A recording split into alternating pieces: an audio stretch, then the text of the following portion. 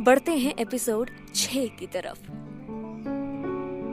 प्रीति काफी देर तक सोफे पर चुपचाप लेटी रही और जब वो सोफे से उठी तो अपनी बॉडी को पूरी तरह रिलैक्स कर चुकी थी।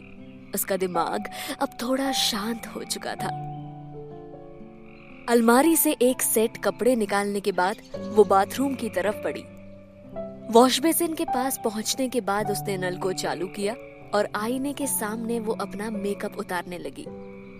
मेकअप निकालने के बाद वो अपने ब्रश पर टूथपेस्ट लगा ही रही थी कि तभी उसे बाहर कमरे की तरफ किसी के चलने की आवाज सुनाई दी।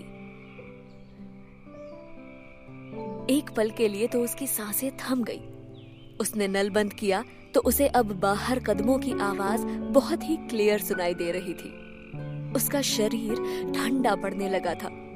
उसके हाथ कांप रहे थे, यहाँ तक कि उसके हाथ में थमा हुआ ब्रश भी कांप रहा था। बाथरूम का दरवाजा खोलने के पहले वो काफी देर तक बेसिन के पास बने आईने में अपने चेहरे को एकटक देखती रही। उसने दरवाजे से बाहर झांका तो देखा सामने राहुल था। आज तो पूरी रात प्रीति की आंखों में नींद ही नहीं आने वाली थी। उसे तो ये पता भी नहीं था कि राहुल वापस घर लौट कर आने वाला है, क्योंकि ये उसके लौटने का वक्त ही नहीं था।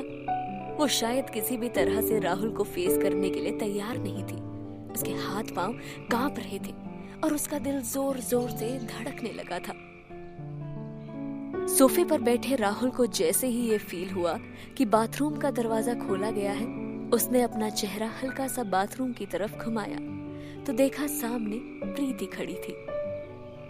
जाने क्यों उसकी नजरें प्रीति पर बंद गई थी, लेकिन उसके चेहरे पर किसी भी तरह के इमोशंस नहीं थे। राहुल को अपनी तरफ देखता हुआ देख प्रीति पूरी तरह से कांपने लगी थी।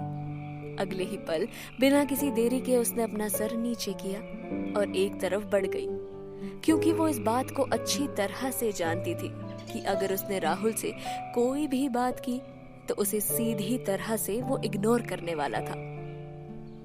लेकिन ना जाने उसके मन में क्या आया, वो रुकी और उसने मुड़कर धीरे से राहुल से पूछ ही लिया, तुम वापस आ गए? हालांकि ये सवाल पूछते हुए वो राहुल की तरफ देख नहीं रही थी। शायद वो उसे फेस नहीं कर पा रही थी। उधर राहुल ने भी प्रीति की किसी बात का कोई जवाब नहीं दिया, बल्कि उसे इग्नोर करते हुए अपने सूट का बटन खोलने लगा। वैसे तो प्रीति को राहुल के द्वारा इग्नोर करने की एक आदत सी हो चुकी थी, लेकिन शायद आज इग्नोर करने की एक बड़ी वजह 3 महीने पुरानी उस रात वाली घटना ही थी। वो चुपचाप अपने सवाल के जवाब का इंतजार करती रही। हालांकि वो समझ चुकी थी कि उसे कोई जवाब नहीं मिलने वाला था। उसने अपने हाथ में ब्रश को जोर से गुस्से में दबाया।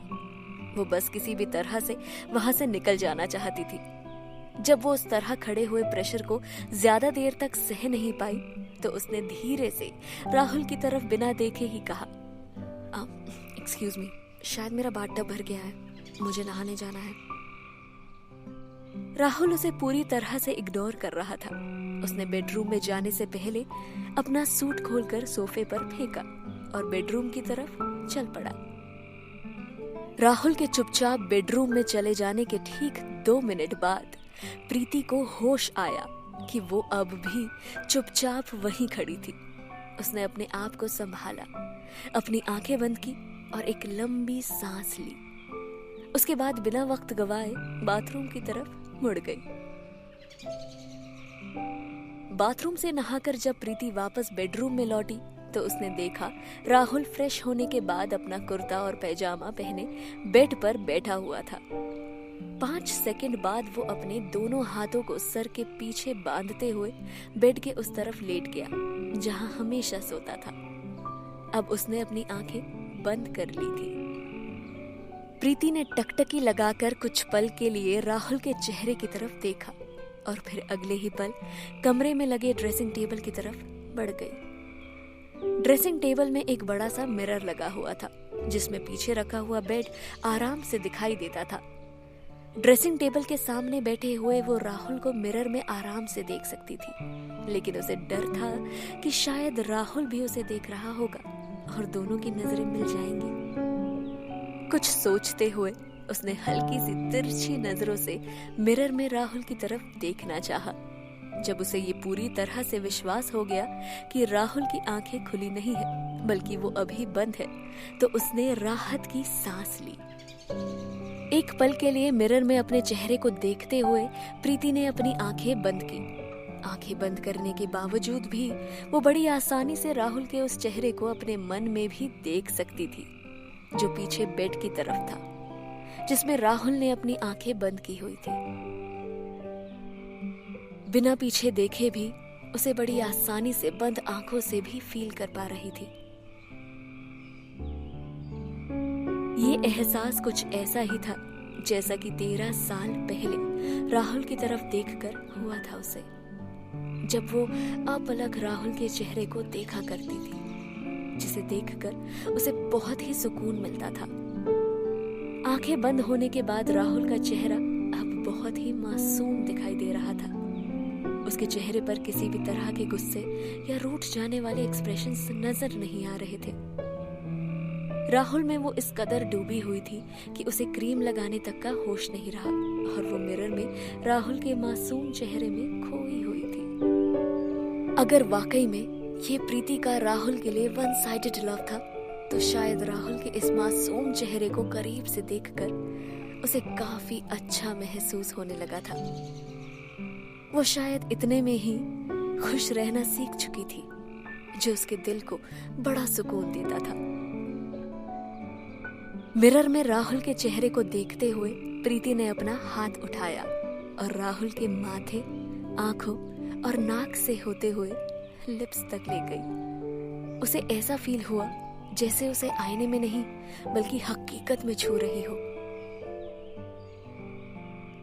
उसे 3 महीने पुरानी वाली वो रात याद आने लगी थी, जब उसने अपने होठों से उसके इन्हीं होठों को चूमा था। हालांकि इस बात को अब तो पूरे 3 महीने बीत चुके थे, लेकिन प्रीति को ये बात बिल्कुल भी पुरानी नहीं लगती थी। उसे लग रहा था जैसे ये कल ही की बात हो। उसे सब कुछ याद आ रहा था, सब कुछ, जैसे उसके सॉफ्ट गाल और पिंक लिप्स। ये सोचते हुए प्रीति की सांसें गहरी हो चली थी। मिरर में राहुल के लिप्स के रिफ्लेक्शन को अब भी टच कर रही थी, जैसे कि वो कोई रिफ्लेक्शन नहीं, सच था। इससे पहले कि प्रीति अपने आप को संभालती और ये एहसास दिलाती कि ये उसका वन साइडेड लव था और आखिर एक तरफा प्यार की जिंदगी ही वो अब तक जी रही थी, कि तभी राहुल के फोन का मैसेज टोन बजा। उसने गुस्से में फोन की तरफ देखा, जैसे उसने उसे डिस्टर्ब कर दिया था। मैसेज टोन से राहुल शायद डिस्टर्ब हो गया था। उसने अपनी आंखें खोली।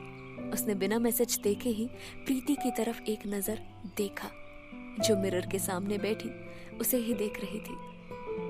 प्रीति ने अपने आप को संभाला और सामने पड़े क्रीम को फेस पर फिर से लगाना शुरू कर दिया।